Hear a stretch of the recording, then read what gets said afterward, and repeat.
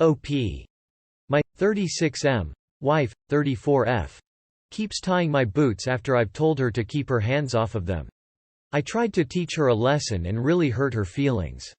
Yes, I know the title is bizarre and I can't believe I'm actually writing this. My wife is a neat freak. Always has been. She throws notes on my desk out assuming they're garbage. My belongings get rearranged to the point where it takes me hours to find them. It's something I've come to accept. I'm not happy about it, but we have a pretty happy marriage on the whole. I am a volunteer EMT, and I keep my boots unlaced up against the wall next to my clothes hamper so that I can throw them on along with my uniform if a call comes in during the middle of the night. Well, my wife has taken to tying the boot laces when she sees them untied. Not only does she tie them, but she tightens them and double knots them to the point where I need to undo the knot, open up the boots, and let a little slack out to fit my feet into them. I ignored it the first 2 times, but the third time she did it, I made it a point to bring up to her the next day. I very calmly said, "Hun, I appreciate that you want everything neat.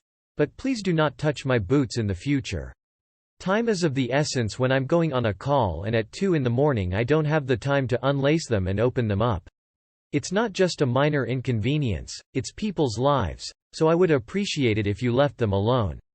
She rolled her eyes, said I was being dramatic, and that she wouldn't help me out by keeping my things neat in the future. Well, she never stopped. No matter how many times I've asked her, told her, begged her, she just laughs and says, "Well, you know how I am." The other night a page went out for a CPR in progress. I went to throw my boots on and they were, once again, tightened beyond recognition.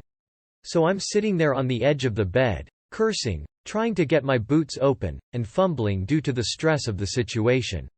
My wife opened her eyes, groggily looked at me, and asked, "Don't you need to go on that call?" I know I was in the wrong here, and I regret it. I slammed the boot into the ground and yelled, "Yes, I do. I would have been out the door 5 minutes ago.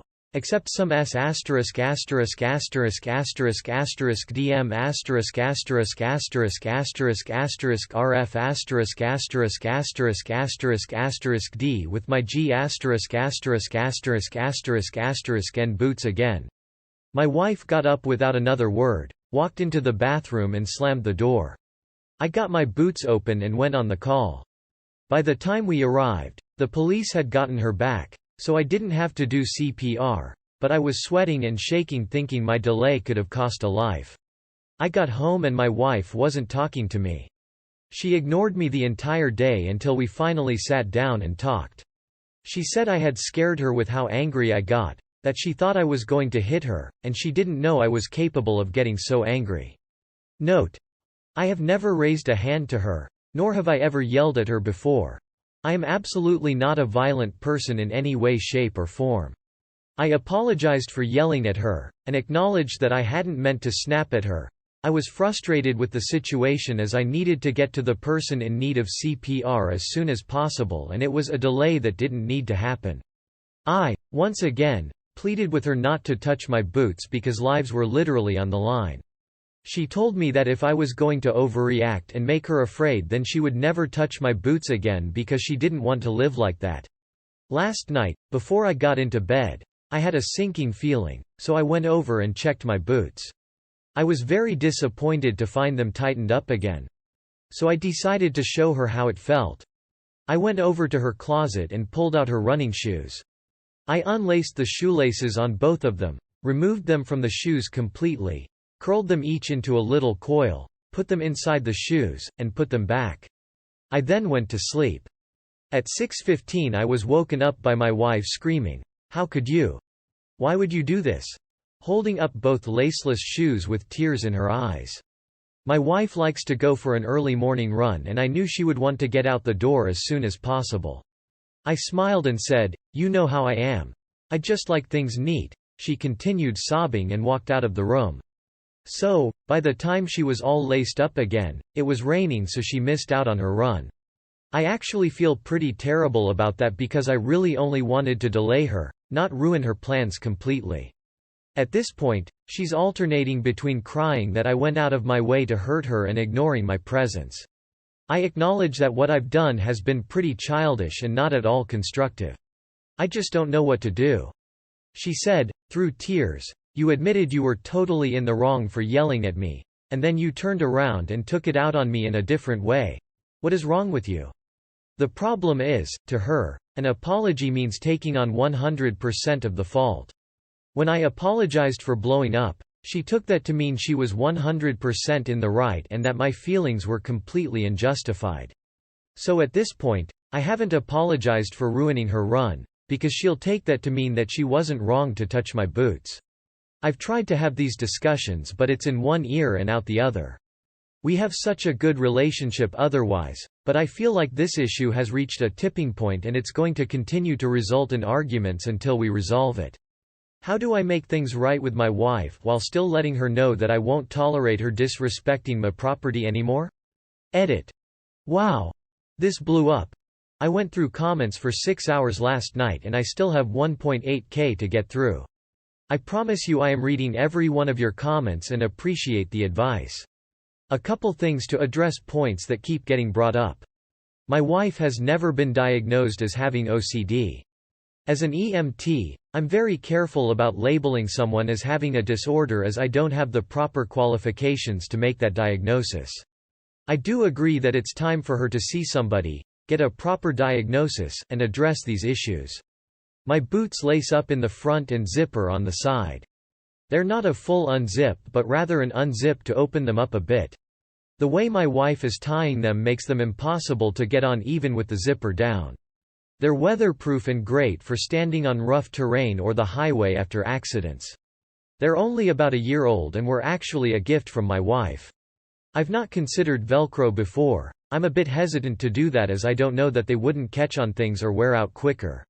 I've tucked the laces in but she still tied them up. This is a bit of compulsive behavior on my part. I don't leave my boots in the garage because my mother was a smoker growing up and that's where she would smoke. So I would end up with ashes in my shoes and having them reek of tobacco after. So I developed a habit of wearing them into my home. Also, if I leave them there, they're likely to get moved someplace safe, where it will take me even longer to find them. Putting the boots in the closet, she found them and tied them. Putting them under the bed or out of sight, they were found, tied, and moved to the closet. I honestly believe that a footlocker or any other kind of box would get moved to where I would have to wake her up to find it. If it's locked, then my keys are likely to go missing. For some reason, sitting on my dresser is not appropriate, but in the pocket of a jacket downstairs in the closet is. I am likely going to start putting my boots in the car. Though I had to laugh at the people suggesting decoy boots. As much as it may seem like it, I'm not living in a spy versus spy cartoon. I am a volunteer EMT. We respond from home. We don't have sleeping quarters, and I work the overnight shift so I sleep during my shift, get out of bed when a call comes in, drive to the building, and take the ambulance to the scene. This is typical of volunteer organizations. Paid EMS is more likely to have sleeping quarters or even require EMTs to be in the truck throughout their shift. Community-based EMS is more likely to take 911 calls and respond to emergencies whether paid or volunteer. Private EMS is more likely to take transport requests such as to, from dialysis or chemotherapy as well as hospital to nursing facility discharges. To those who have told me that I don't have the right to use the word life-saving, on my dress uniform I have pins for 3 defibrillator saves and 4 for CPR saves. I've crawled into a car wreck to open someone's airway and bagged them until we could get them out. While transporting a patient I recognized signs of internal injury and ordered we divert to a trauma center, where he was put directly into emergency surgery that saved his life. Did I do these things entirely by myself? No, of course not. I would never claim that I was the sole reason someone lived. However, I am, at my very basest level, as vital link in the chain or survival. So while I can't claim complete credit for any of the things I've done, I would certainly put a lot of blame on myself if someone didn't live because of something I failed to do. I have a full-time job that I work 8 to 5 Monday to Friday outside of EMS.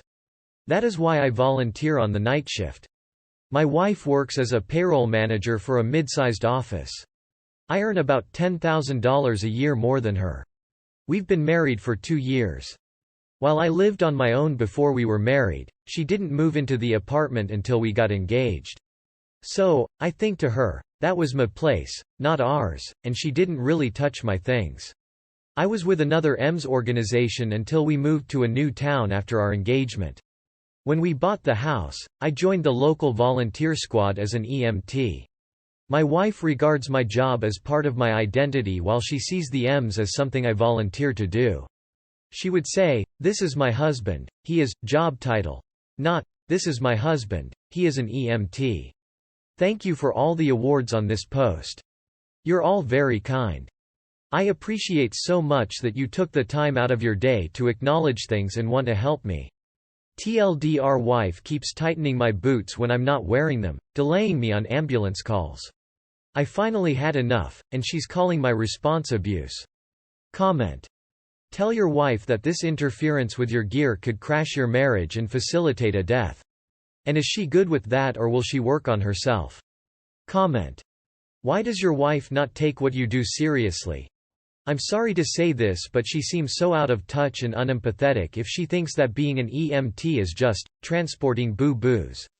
I hope for your sake that she realizes soon that you do really important work by helping people, and that taking any extra time to reach someone may cost that person their life. OP. Update. My 36M wife, 34F, keeps tying my boots after I've told her to keep her hands off of them. I tried to teach her a lesson and really hurt her feelings. I've gotten a few requests for update but didn't want to post until I felt like I really had anything to say. A lot has happened in the past 2 weeks, so I'm going to try to go over it as best I can. My wife and I started talking again. We had a very serious conversation and I did apologize for what I did to her running shoes. And then I told her I had to speak some truth and I wanted her to promise me that she wasn't going to roll her eyes, interrupt me, scoff, or get sarcastic with me, which she did. I told her that I was not kidding about my boots, that while most of the time I caught geriatric transports, falls, and nausea, there were instances where response time was of the essence and I didn't have time to play around with my boots in the middle of the night. I told her that there have been times when my intervention has been critical in saving a life, when my training has helped me recognize an underlying emergency, or when a call I made ensured that a patient was prioritized upon arrival at the hospital. I explained that a lot of the shit I see, I don't tell her about because I don't want to give her nightmares or make her worry about me. She actually listened and didn't dismiss what I had to say. She responded that she was trying to help by keeping things neat. I responded, "But you're not. Sweetie, I'm not trying to be mean, but you're not helping. You're hindering me. One day it may be the difference between life and death. I need you to not touch my gear. It's where I know where it is, it's where I can easily find it in a short amount of time, and if you move it, you are impeding an emergency response. I don't care if it looks neat. It serves a function, it doesn't look pretty. If you want to help me, please leave my gear where I put it." A few nights later I had my friend Officer Rich come over. Officer Rich was one of the 2 cops that did CPR on the victim that night. The 3 of us sat on our deck and had a few social distancing beers. He talked about getting there, doing CPR, giving Narcan, waiting for the ambulance and getting her back shortly before we got there. He then pulled out a few photos of car accidents that I had worked. He showed them to my wife and pointed out, "This car went into a tree. Your husband crawled into the wreck, put a collar on the driver, and stayed in there giving him oxygen until we could get him out. Your husband pulled a 3-year-old out of this wreck. Your husband recognized that the driver had a stroke and took her to a stroke center, which likely saved her life. After that, I told her I had something I wanted to show her and I asked her for the same promise I'd asked earlier. When she agreed, I showed her a video on YouTube of a police body cam from an overdose. This video showed how critical time is in getting someone back, and the training someone goes through in order to give the drug, do CPR, and utilize an AED. I told her, I'm not trying to attack you. I don't want to have a fight, but I want you to understand what I go through. That I hope every call I go on is transporting a boo-boo. Because otherwise it means that if I don't do everything right someone could die. If I don't get out that door as quickly as possible, someone could suffer brain damage while they're waiting for me to give them oxygen. If I'm upset and shaking because I had to waste time opening my boots, I might miss something critical and someone might not make it.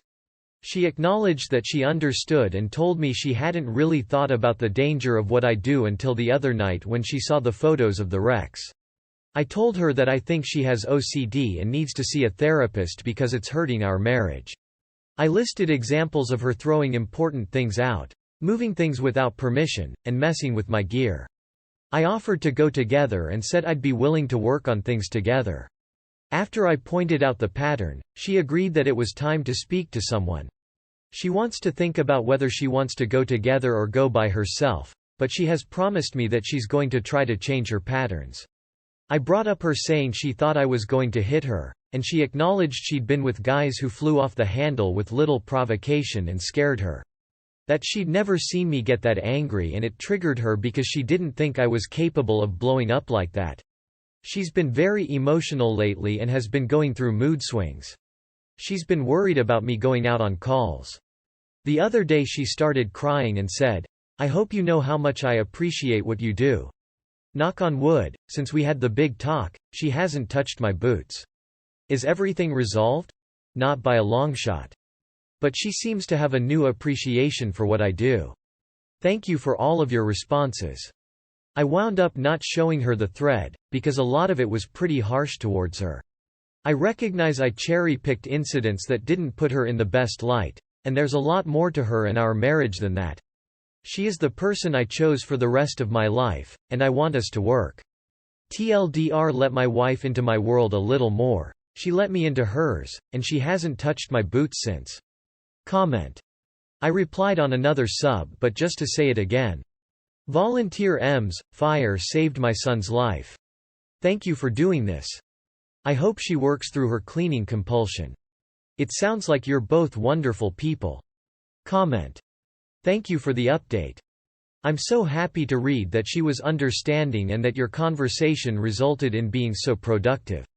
Also, good for you for acknowledging your response and how that made her feel. Sounds wonderfully constructive for both of you. I wish you both all the best going forward. Comment. It makes me so happy seeing positive updates on posts from this subreddit. Of course, I'm sure you guys have some ways to go, but I hope you know that communication and understanding will help you too through it. A stranger on the internet is rooting for you. Comment. I'm really glad you broached the OCD topic. With your last post and how upset she got when you pulled her laces out, you can just tell that's on another level. I'm an insane neat freak, but I don't compare to this. I'm so glad for you that she's listening and getting therapy.